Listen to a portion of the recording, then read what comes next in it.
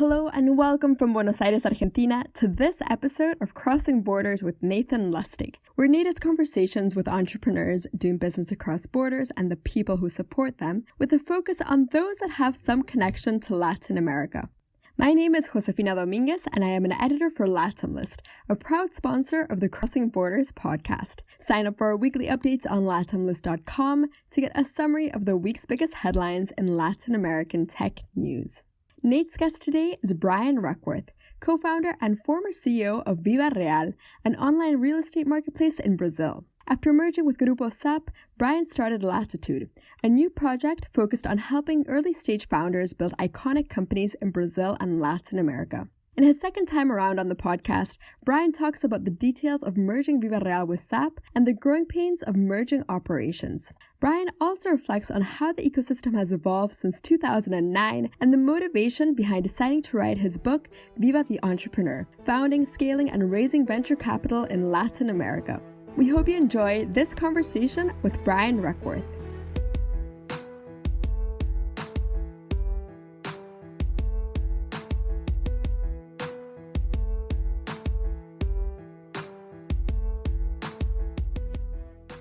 Hey, Brian, welcome to the podcast. Thanks for being here for round two. Hey, it's great to be back. So we first did episode 15 of Crossing Borders all the way back in July of 17, and a lot has changed since then. Tell me a little bit about your background. Give me like the 2-minute overview for the people who aren't going to listen to the first one, just to get them in, set the stage, and then we'll jump into new stuff. Like you, I'm a gringo that ended up in LATAM from California, got in my car, drove from California to Costa Rica, bought a one-way ticket to Colombia, planned to make it all the way down to Patagonia. In my case, there's a woman behind my story. My wife is Colombian. We met in San Diego. When I moved to Colombia, I ended up, wanting to stay. I was 3 months turned into 6.5 years, and I had to pay the bills somehow.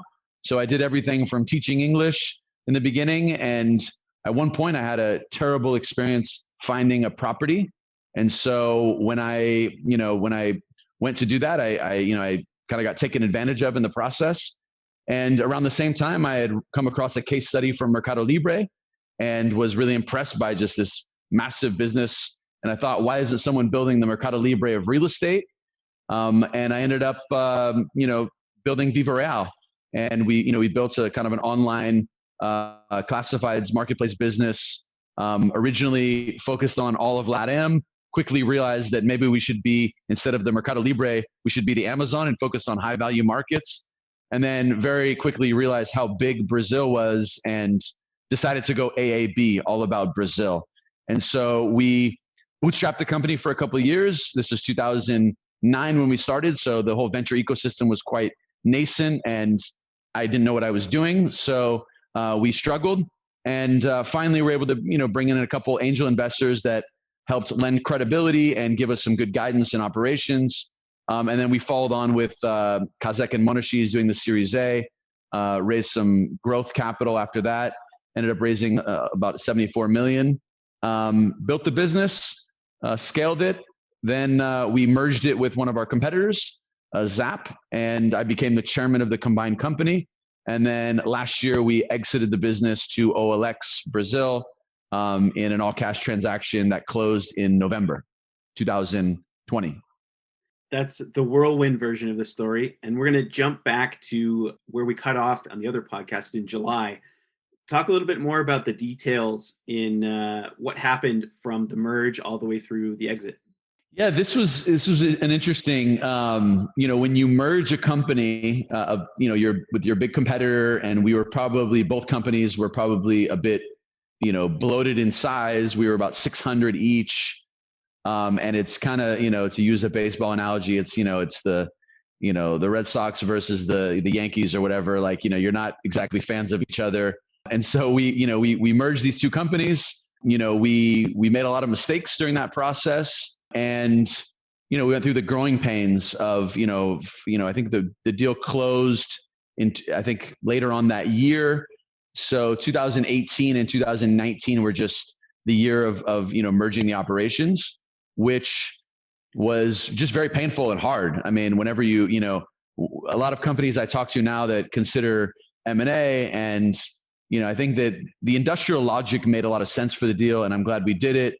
I think it was the right thing to do, but it definitely is a complicated process. And so we learned a lot in that process. At the time I wasn't the CEO, I transitioned to chairman, and we put the two businesses together. And in that process, I think we suffered a lot we ended up letting 400 people go, and that obviously affected our growth. And so, it was just very challenging, the whole thing. I mean, I'm a first time, CEO, and, our whole team, we had some good experience, but none of us had put together two, companies with 600 people together. And so that was quite challenging. We ended up in 2019, we were kind of at a tough spot. Growth was pretty flat and not really going in the right direction. And the perfect timing of that was that SoftBank dropped in and said, "Oh, we're gonna dump a couple $100 million into your category." And we didn't really want to raise money at the time.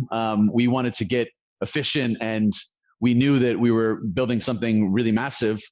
But when someone comes into your market and says that someone in the real estate market is going to get a few $100 million, you definitely kind of, it affects you and how you're thinking.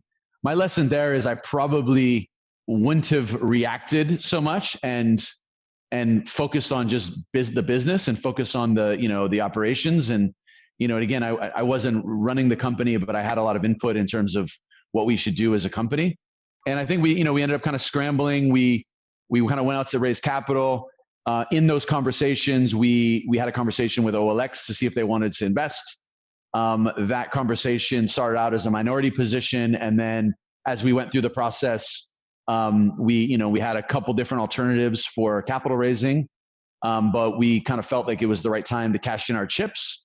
The offer was relatively good, and we ended up signing the deal in March 2020. Antitrust approved the deal on November 2020. So that's a little bit of the backdrop. I don't want to sugarcoat it and say it was super easy and we crushed it and we sold the company. It was easy and celebratory. I'm happy with the outcome, but it was definitely like a challenging process. And I think it's likely that we'll see more of these merges and then later acquisitions, tech company to tech company in LATAM over the next couple of years, especially in Brazil and Mexico. What advice do you have to founders of companies that maybe have a couple $100 million valuation and are looking to merge with a competitor to make it go more smoothly? I think in the case of our transaction, what made it particularly complicated was that the DNAs of the company were quite different. And we merged with a company. I mean, we were always the little, we weren't really taken seriously until we really started showing signs that we were onto something. In the early days, I mean, even when we raised, our Series A and our Series B, it was relatively small to the incumbents. And we went against, the Tiger Riverwood backed company, which had raised much more money than us in the early days.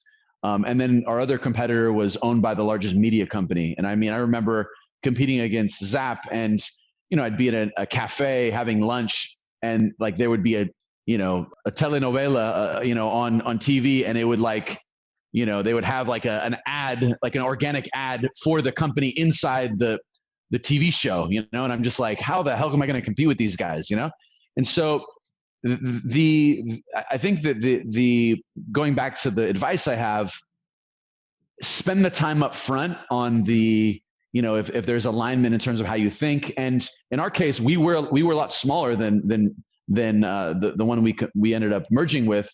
We came to a point where we were almost the same size. We were gaining on them, and we would probably eclipse them over the next kind of year or two. But they were still a lot bigger, and they had a much larger war chest because they have hundreds of millions of dollars on their balance sheet. And so I think that the lesson there is, I don't like when you merge and you try to pick, oh, we'll take this person from this team and this person from that team. It would have been much better if, in hindsight, if we had just merged and let the management team run it. And, in our case, I was very adamant about us having the CEO because I knew that there was massive risk if we weren't running the company, and ultimately you have to have the person that's making the decisions at the top. Otherwise, you're gonna, it's not gonna work. And there's a reason why I think everyone let us run the company and have the CEO as the company, because we'd operated with a lot less capital and we'd out executed. But we were too diplomatic, I think, with how we did that. And maybe we weren't in a strong enough position of power where we could just say, and so we spent 9 months just, with the management team, half of the management team from the other company. And, they're nice people, but there's a reason why we were winning. And that's something that I think that I would have been much more kind of deliberate, and that just comes with experience. Now we know. And so I think that's the biggest takeaway, is spend the time up front, make sure there's a DNA alignment, and then go out and be swift with those decisions. We ended up letting go the entire team that we'd brought on 9 months afterwards, and we rebuilt the team. But by that time, we're in month 15, 16. And if we would have done that from day one, maybe 2019 would have been a little bit different, and we would have gone out and raised a much larger round and then, gone public or accelerated growth. Yeah, those are good lessons. And when you were running before the merger, did you make any acquisitions yourself? We did. We made a handful of acquisitions. We bought we made a couple acquihires. We bought a data company. We bought a CRM company. We bought a couple of small teams that were kind of had some projects.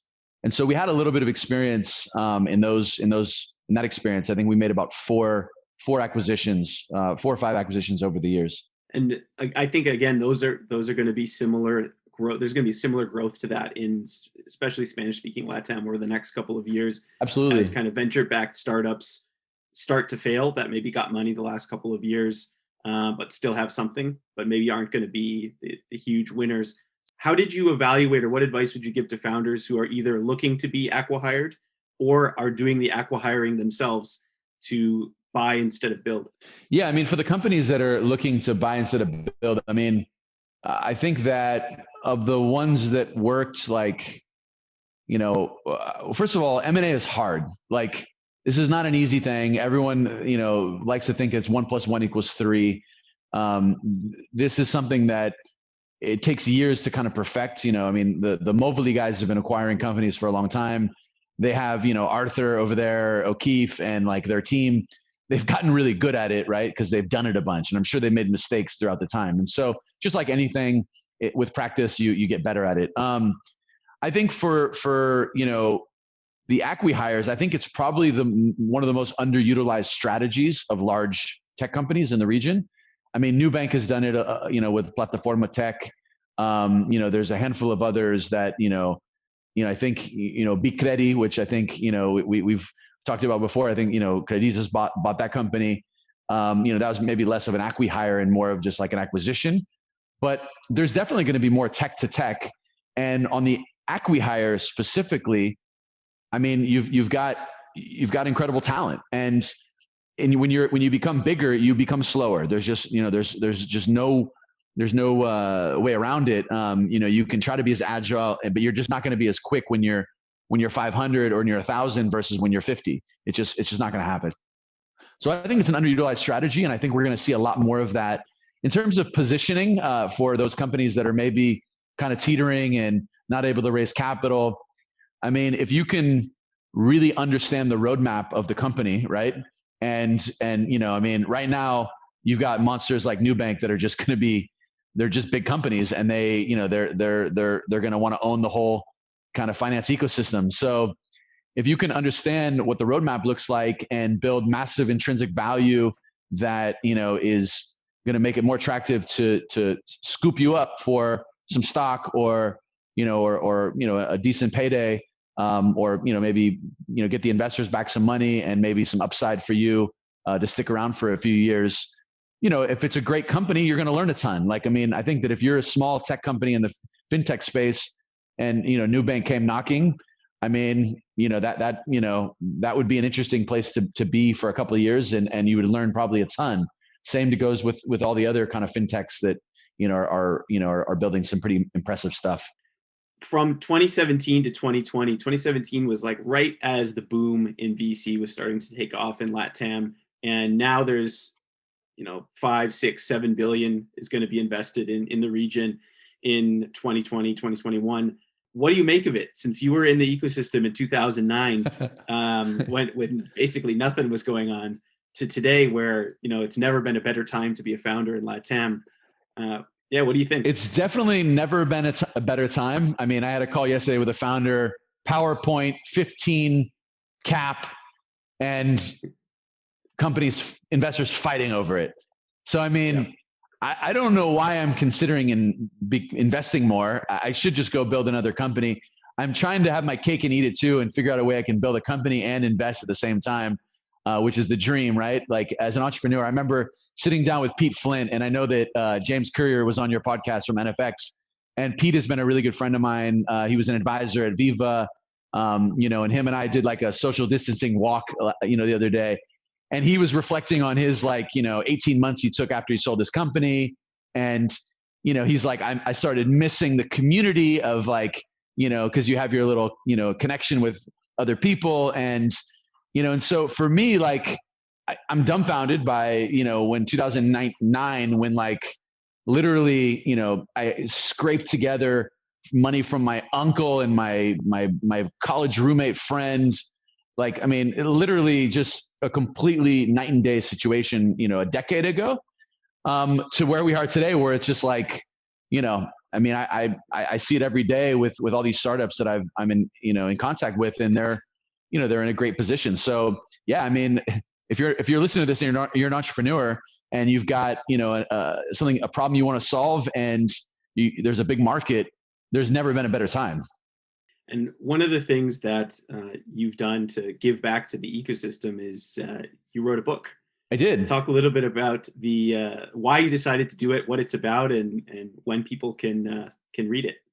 Sure. The motivation for writing the book, and by the way, it looks like as we talk about this, looks like I'm just copying you, because you started the podcast, then I did a podcast. You wrote a book, I wrote a book. So you're an inspiration here. So for the book, basically what I wanted to do was, I made a lot of mistakes, and I was really inspired by The Hard Thing About Hard Things when I read it. I actually remember reading that book, and it was I was in the middle of reading it. I devoured the book. It was during a time when I was struggling as a founder. Ironically, I think I was named the Entrepreneur of the Year in Brazil, but at the same time, we had just raised some money. I felt like we were being super wasteful with how we were investing it.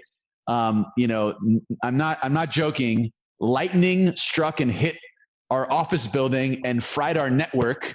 I spent 3 or 4 days without internet in the office, and I literally could not get out of bed to go to the office just because it was just so hectic. And here I was accepting this award for Entrepreneur of the Year. So when I read the book, I literally in full vulnerability here, I was having such a hard time that I read the book, and I actually cried when I read the book.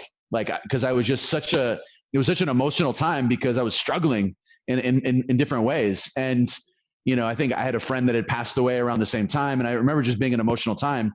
But it provided some comfort, because I realized that this journey is hard and the struggle is real. And when I kind of read that, it struck a chord with me. And so that was I think that was a moment where I was I would like to share my story at some day. Obviously I'm nowhere on the same level as Ben Horowitz or, anything like that, but I definitely lived some good lessons. And the other thing is that I always thought about, there's not enough role models or examples in Latin America. I mean, we can definitely get some inspiration from big tech in the US, but I mean, there's just unique challenges, and we need more examples. Marcos Galperin has blazed the way for a lot of people. And, I wanted to share my story and hopefully be able to pass on some lessons and mistakes that I made. That was the intention behind the book. Yeah, no, it's great. And we need way more people doing books, blogs, podcasts. everything to share content, both for lessons learned, but also to just raise the profile of the region. Because I think probably in 2009, if you were to have, when you were talking to US investors, they probably had no idea that you could build a multi-hundred million plus, and now in LATAM, Nubank's 10 billion plus business in the region, and Mercado Libre is 60 something or whatever their stock price is today. Yeah, it was probably unthinkable at the time. And I mean, it definitely was, because I got rejected 30 times by investors. And I mean, I definitely wasn't experienced and didn't know what I was doing. But even then, like, there was similar business to ours that were billion-dollar companies in countries like Australia. So, investors could have put it together that, oh, this region with 700 million people might be something I should pay attention to. That's definitely changed today. And, I think that the current kind of, we're in a tough moment with COVID and all this stuff, and it's a challenging time for a lot of people. But I think there'll be some tailwinds for a lot of companies in Latin America, and there'll be a new set of opportunities that arise from the current kind of landscape. You've been a leader on the angel investment side, which is something that I think is one of the first steps of the flywheel starting, as entrepreneurs that even before they've had exits start to do some angel investing and pass on their knowledge direct to the next generation of founders. And now you're taking the next step with Latitud. Talk a little bit about angel investing and what you're doing with Latitud. Yeah, angel investing kind of started as accidental, right? I mean, I remember having conversations with other founders, Gabriel Braga. I remember sitting with him in a little cafe, and the way it starts is, founders, a lot of times they go out and they ask for money, and then people give them advice, as the saying goes, and then you ask for some advice, and then you end up with some money occasionally. And that's what happened with me. Like, Gabriel and I had a chat. It was a great conversation, and I understood the problem set because I saw the rental market specifically. And then he ended up I ended up tossing a check in, and it turned out to be an amazing investment for me. And then other angels would, other founders would come and look at me as potentially an angel investor, and I would get to talk to tons of companies. So I ended up, in the early kind of 2014, I started making my first investments, throwing in 10, 25,000 here. I didn't have a lot of liquidity, so it was like a bit uncomfortable to be investing that much money for me. But I was fortunate to make some good investments. And then, I kind of did that very, consistently over like, every couple months I would do an investment for, maybe 15 investments over a 3 or 4 year period. And then I had a little bit more liquidity in sight, and, I did some secondary at one point. And so starting in 2018, I started kind of ramping up the investments, and I've done over 55 investments now.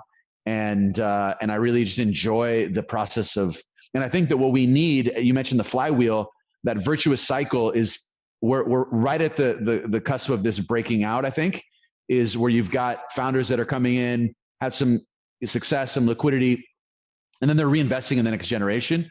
And that is absolutely critical to have a healthy ecosystem. And so it's connected with what I'm doing with Latitud. We started this last year, and it really started as an initiative that wanted to just give back a little bit. And so I started taking phone calls from entrepreneurs, just to kind of give advice and listen and be supportive. And, I was kind of stuck in my house like everybody else, right? And so I ended up just having hundreds of calls with founders. And one thing in common I found is a lot of the advice I was giving was relevant for multiple different founders. And when I was running Viva, I participated in something that we refer to as it's called the Breakfast Club. And it was me, David Velez from Nubank, Tomas Soroji from Dr. Consulta, Daniel from Pitsy, and Kimball from Baby Jinda. And the five of us would get together, we'd have breakfast, we would support each other, we would talk about stock options, talk about, our investors, and, the community was so important. And it was, having someone to empathize with and also, share best practices. So for me, that was kind of a seed that was planted, and it I ended up connecting with Gina Gotthilf and Yuri Danilchenko, who both had a similar interest of wanting to give back to the local ecosystem.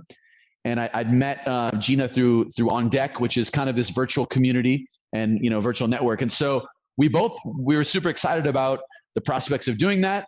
We formed a small team, and we basically just started helping entrepreneurs. And we organized sessions covering things from fundraising, sales, marketing, product engineering, PR, recruiting.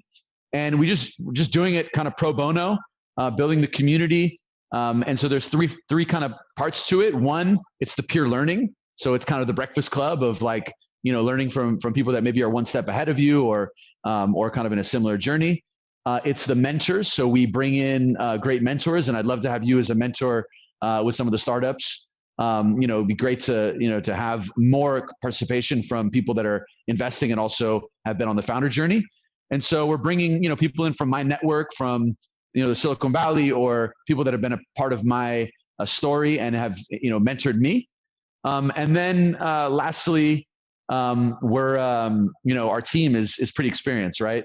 Gina scaled Duolingo to a couple 100 million users. Yuri's got some experience building tech teams and scaling engineering teams. And so that's kind of the three fronts are the mentorship from us, from the network, and then also the peer learning. Yeah, and a couple of the portfolio companies we've invested in have gone through the program, and they've really liked it. So they've got high marks for the program. So keep it up. Thank you, appreciate it. Yeah, we're just starting out and enjoying the process.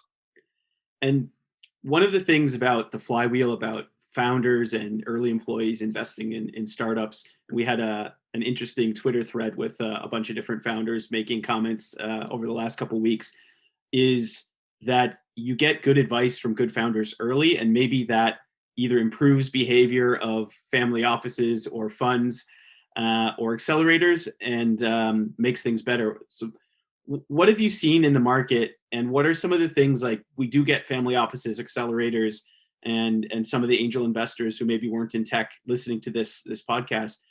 What are some of the things that are like don'ts for those people, and what are the things that maybe they should be doing, or things that advice you would have for them?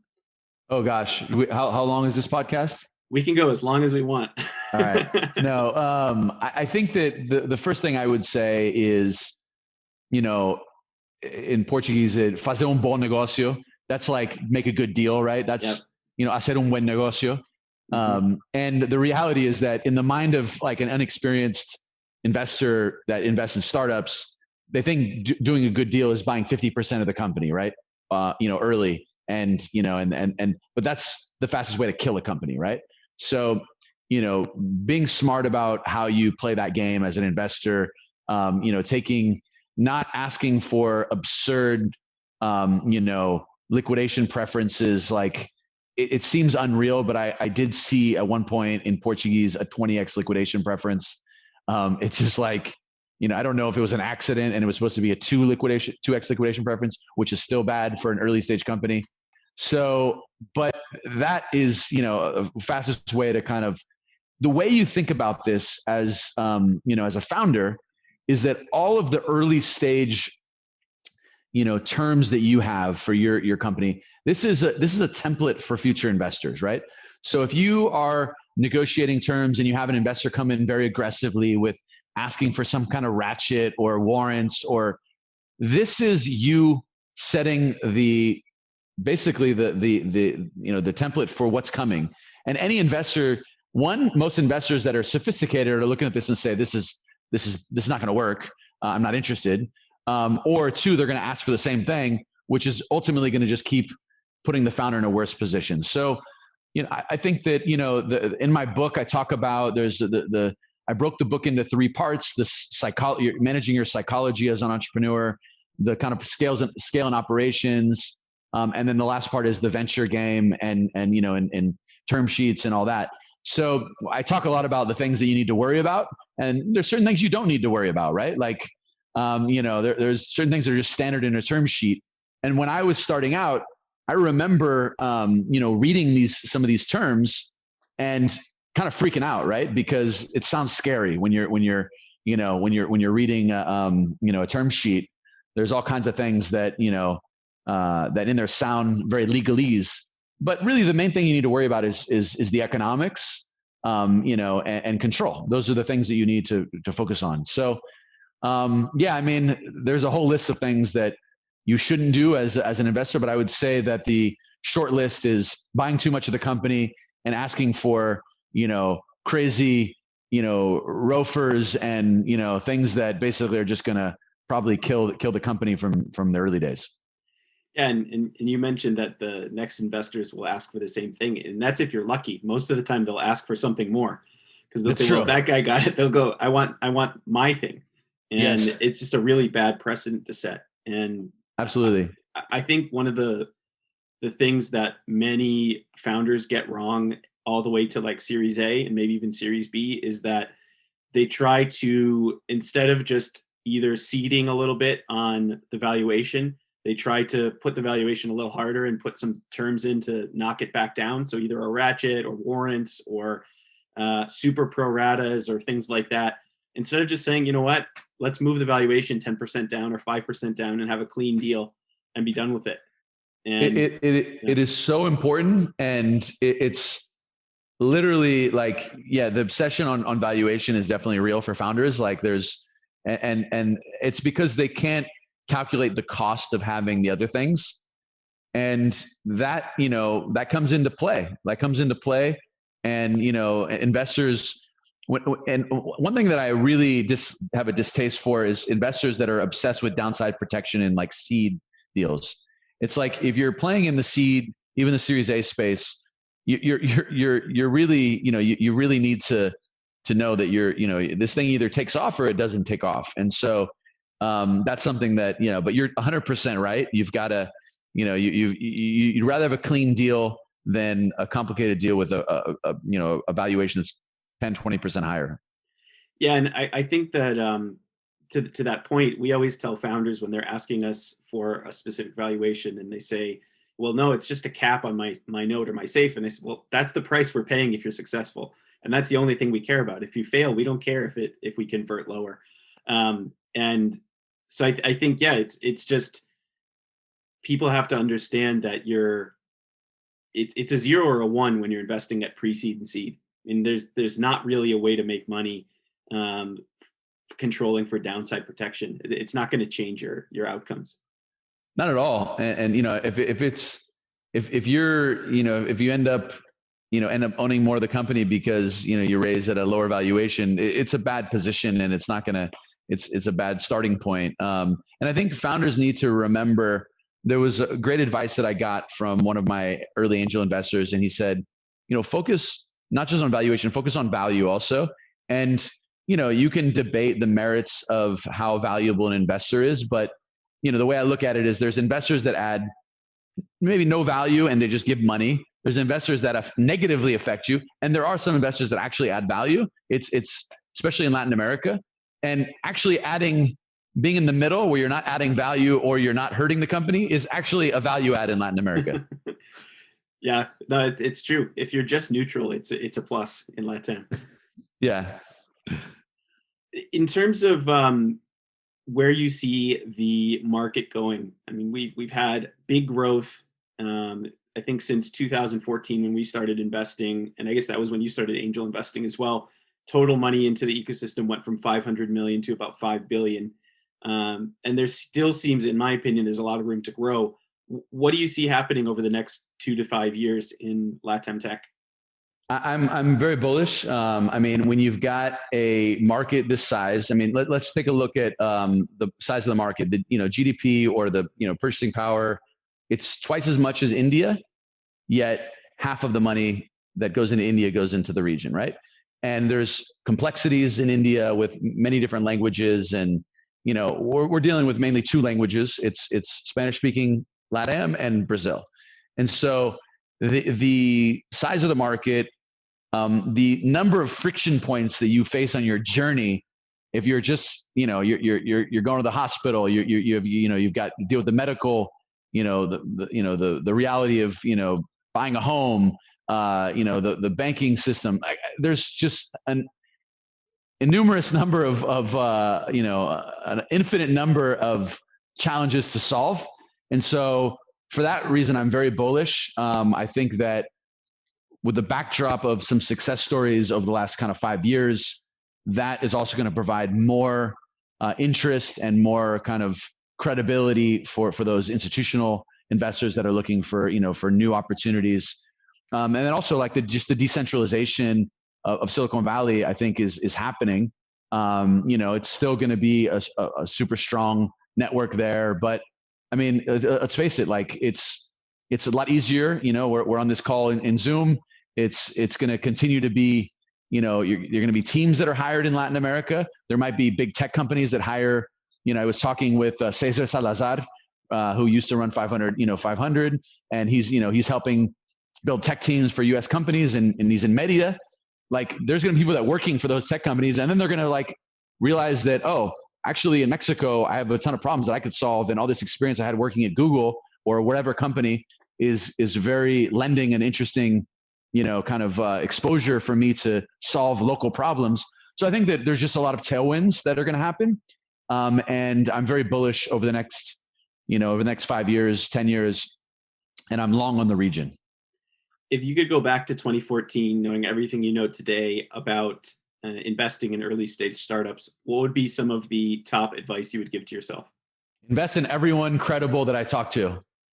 I mean, if I had done that, I would have weaseled my way into, all kinds of deals, and I would have probably made more money investing in those companies than I did in my company if I played my cards right. And for me, it's not about the money only. I angel invest. It's really like if you're become an angel investor because you want to make money, you're starting from the wrong starting point, right? So I guess I would phrase it in two different ways. One, I would have just I just like to be on the ride with all these other founders and have skin in the game and and be part of the ecosystem. I did a fairly good job. I made a couple of good investments, but if I would have invested in 100% of the companies that I saw, I'd have an insane portfolio. So I guess that would be the advice. Would be and even today, like it feels like an expensive asset class sometimes because it's hard to like justify when you're investing in a company that's a $5 million company and it's just got early traction and it's there's so much to prove, but that feeling changes when you just see enough patterns where those companies become 100, 200, $500 million companies. Yeah, no, that makes sense. And I think it's an interesting space to play in, that really early stage in LATAM. And we've continued to do that. And that's part of our long-term strategy to never give up that, 10, 20, 50K check, even as we grow. I think there's just a dearth of those investors in the region. I hope there's more because we need more of them. With more points of view. What I want to see is I want to see this solo capitalist movement emerge. I want to see the operators, I mean, if you're a C-level exec at a top tech company and you've made $5 million on your options, you should set aside $500,000 and reinvest in those companies that, you're seeing. And if we can get, not to mention the founders, right? That, I was talking to the guys from Melius the other day. They're public. Their stock has liquidity. I mean, they love talking to entrepreneurs. More people like that reinvesting back in the ecosystem and it's happened a lot in Brazil, but I think that we're going to see it hopefully a lot more in the other regions and throughout Latin America. What's your plans for the next couple of years? Well, I would like to figure out a way to double down on my investing and continue to, I think that my personal mission is to help elevate the ecosystem of Latin America tech. So I would like to see a greater volume of companies being built and just more talented entrepreneurs, skipping the banking and consulting or jumping ship after a couple of years and diving in, more tech entrepreneurs that are coming out of the top universities and maybe worked a couple of years in tech. So I would like to see the ecosystem get bigger, be more efficient. And so I think I'm going to spend I'm going to go ahead and say 10 years instead of 2 years, because when you're running a startup, you're constantly thinking about next quarter, next year. I have the privilege of where I am right now, where I can think in decades. And that to me is like extremely liberating, because when I think in 10 years from down the road, it makes the vision bigger. It allows you to focus on things that don't make sense today. Like, it doesn't really make sense what I'm doing. I'm hosting all these founders. I'm, connecting with mentors, and I'm investing a bunch of my own money in doing that without any real clarity on how I'm going to make money from doing it. But I'm very confident in the philosophy of give first, build value, and you'll have things come back to you. And so, what does this look like in 2 years, 5 years? I think we'll probably be investing in companies, early stage, helping, expand the ecosystem. And then I would love to build some products too. Like, I'm a founder. So like, if I'm only moving money around, that's fine. That's exciting. It's a huge impact, but I would love to go in and just start building some products and solve some of those friction points that entrepreneurs have. Well, it's going to be great to watch you continue to build and give back in the ecosystem. And I'm sure we're going to be crossing paths a lot on that journey. And where can people find your Latitud and your podcast and your book? Crossing paths and crossing borders. That's the little summary here. Find me on Twitter. My name, just Brian Requarth, is my handle. I'm on LinkedIn, which I just get a lot of spam there. So probably more, if you want a quicker response, Twitter is probably better. You can go to latitud.com, latitude.com, latitude without the E, .com. And go there and apply if you're an early stage founder. If you're sitting at, Stanford Business School right now, and you don't like your online classes because you miss the gatherings, go to Latitud. And we've got a bunch of founders that are trying to build the next generation of iconic companies, and I'm happy to just take my time and mentor and give feedback. If you're an engineer at a top company and you're itching to build something, and you want to just talk about some ideas, give me a holler, and I'm happy to spend 30 minutes with you and give you some feedback. But that's probably the best way to reach out. And I'm highly accessible and here to build value for founders. Well, we're definitely going to have to do a round 3 of this as you continue on your journey and impact the ecosystem. So thanks again for doing it.